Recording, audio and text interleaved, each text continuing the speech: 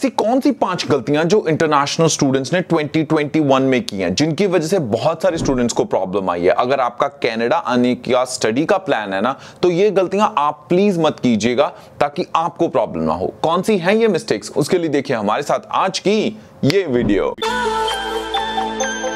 Check, Johnny Hans.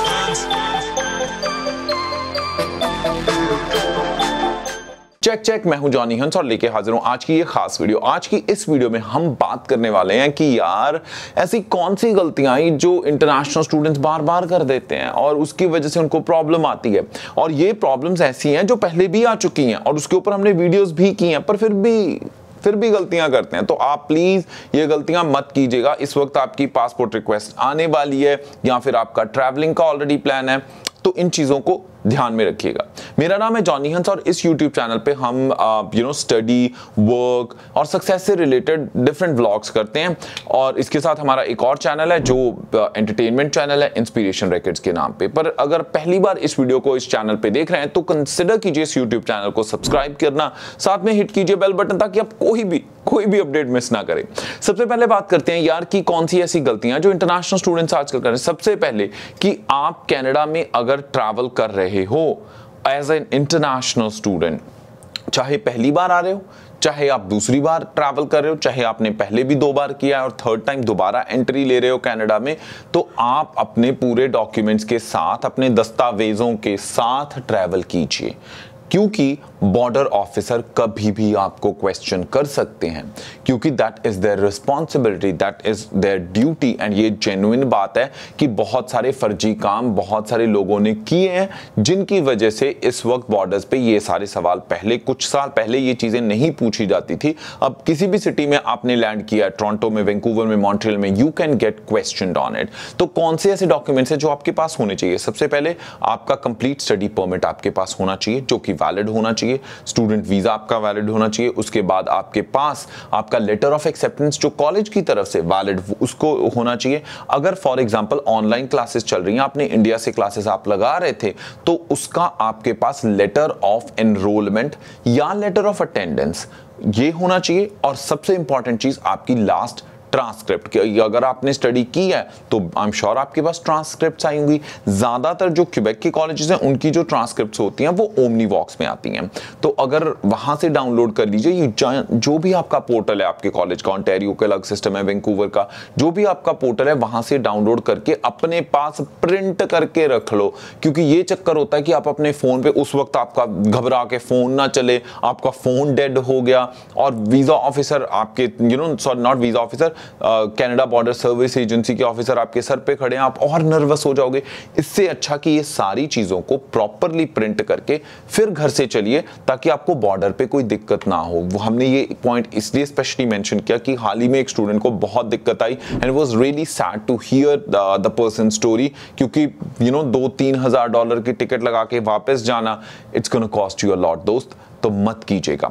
और अगर आपको हमारी इंफॉर्मेशन अच्छी लग रही है तो इस वीडियो को लाइक जरूर कीजिएगा। दूसरी बात हम करते हैं कि दूसरी जो प्रॉब्लम इंटरनेशनल स्टूडेंट्स के साथ काफी ज्यादा आ रही है वो ये कि इंडिया को ट्रैवल या पाकिस्तान ट्रैवल कर रहे हैं या अपनी होम कंट्री ट्रैवल कर रहे हैं जबकि आपका वीजा एक्सपायर होने वाला है। आई अंडरस्टैंड कि प्रॉब्लम्स हो जाती हैं, पर कोशिश कीजिए कि आप तभी ट्रैवल करें जब आपके पास इनफ वीजा अवेलेबल हो।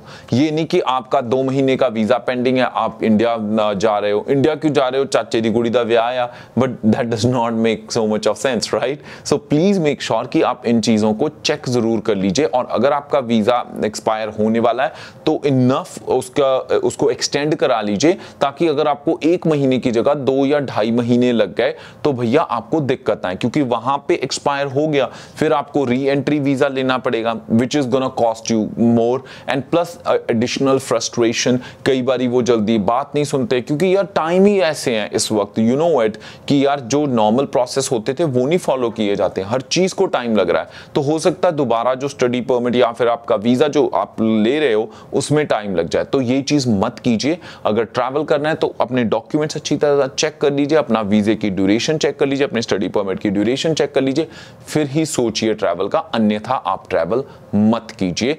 until unless it's a super important. ठीक है जी, I know it's little bit frustrating and very hard to stay away from the parents, but these are very unprecedented times, right? हर किसी को किसी ना किसी चीज का चैलेंज है and we all have to fight with it together.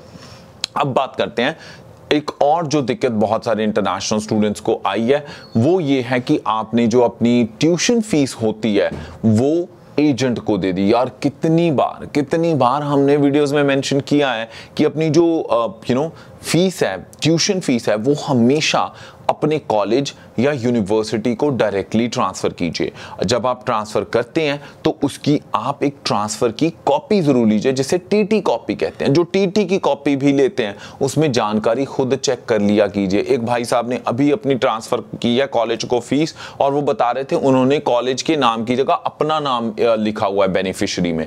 तो उसने उन चीजों को चेक कर लीजिए कि यार क्या सही इंफॉर्मेशन है सारी, फिर आप कॉलेज को भेजिए। और ताकि अगर किसी भी केस में आपको फीस वापस लेनी पड़े तो सीधी आपके अकाउंट में आए किसी एजेंट के। स्पेशली अगर प्राइवेट कॉलेजेस हैं, भैया प्राइवेट कॉलेजेस जो जिनका वर्क परमिट नहीं ना होता, ऑन्टारियो में, वैंकूवर में या किसी भी स्टेट में, वो मनमर्जी करते हैं और बच्चों को फीस जल्दी नहीं देते। ये प्रॉब्लम आ रही है स्टूडेंट्स को। सो प्लीज एक स्टूडेंट को अगर प्रॉब्लम आई, या आप उस चीज में मत फंसिए, क्योंकि फिर बाद में वो जो एजेंट्स होते हैं, जो महान एजेंट्स हैं इंडिया में, मैं नाम नहीं लूंगा, वो कहते हैं कि यार हमने तो कैश कर दी थी कॉलेज को पे। कैश कनाडा में तो कोई नहीं करता कॉलेज को पे, और कॉलेज वाले फिर बच्चों को घुमाते हैं, तो उसमें बच्चा फ्रस्ट्रेट होता है। You will get frustrated for no reason. So please इस चीज को ध्यान में रखिए और अपनी जो फीस है डायरेक्टली कॉलेज या यूनिवर्सिटी को पे कीजिए। एजेंट अंकल को नहीं करनी, चाहे आपका रिश्तेदार हो, चाहे मासी का बेटा हो, कोई भी हो, प्लीज डोंट डू दैट। और just to let you know, अगर आप कनाडा के किसी कॉलेज या यूनिवर्सिटी में स्टडी करना चाहते हैं तो हमारी टीम आपके लिए फाइंड आउट कर सकती है रेलेवेंट प्रोग्राम जो आप यहाँ पे स्टडी कर सकते हैं, आपके साथ डिस्कस कर सकती है कि आपका यहाँ का एजुकेशन सिस्टम क्या हिसाब किताब है। जो आपको, अगर आपने एडमिशन लेनी है तो आपको कंप्लीट एडमिशन सर्विसेज दी जा सकती हैं to find out the college, find out the program, helping you to register with them. उसके बाद we have one of our team member who is ICCRC certified consultant to help you to put application for your study permit as well, so they can actually represent you in front of immigration. So proper procedure के साथ आप कर सकते हैं, जो कि सही Canadian system है इस चीज को लेके। और उसके साथ साथ जब आप यहाँ पे आ जाओगे, उसके बाद पोस्ट लैंडिंग सर्विसेज, यानी एयरपोर्ट से पिकअप, इनिशियल अकोमोडेशन अरेंज करवानी, $0 पे आईफोन, 3 दिन का फूड अरेंज करवाना, उसके बाद आपकी लॉजिस्टिक्स, आपके GIC अकाउंट की अपॉइंटमेंट लेके देनी, फर्स्ट डे ऑफ कॉलेज के लिए ओरिएंटेशन के लिए पिकअप करवाना। सो ये सर्विसेज भी कॉलेज या यूनिवर्सिटी की कोलैबोरेशन से आपको प्रोवाइड की जाती हैं एट नो कॉस्ट।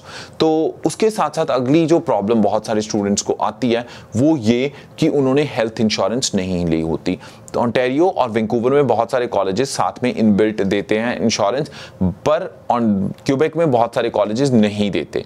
तो इसलिए आप पहले अपनी इंश्योरेंस ले लीजिए, स्पेशली लड़कियां। वी हैव सीन कि लड़कियां यहाँ पे आई and then they got pregnant and they do not have health insurance, और यहाँ पे बहुत कॉस्ट आती है हॉस्पिटलाइजेशन की किसी भी केस में। सो प्लीज इस चीज को कंसिडर जरूर कीजिए, या तो जैसे ही जिस भी कंसल्टेंट के थ्रू आपने अपनी एजुकेशन की सर्विसेज ले रही हैं, प्लीज आस्क देम कि यार हमारी हेल्थ इंश्योरेंस करवा लो। कनाडा में जो हेल्थ सर्विसेज हैं वो बहुत महंगी हैं इंश्योरेंस के बगैर। सो प्लीज इस चीज को कभी भी मत भूलिएगा।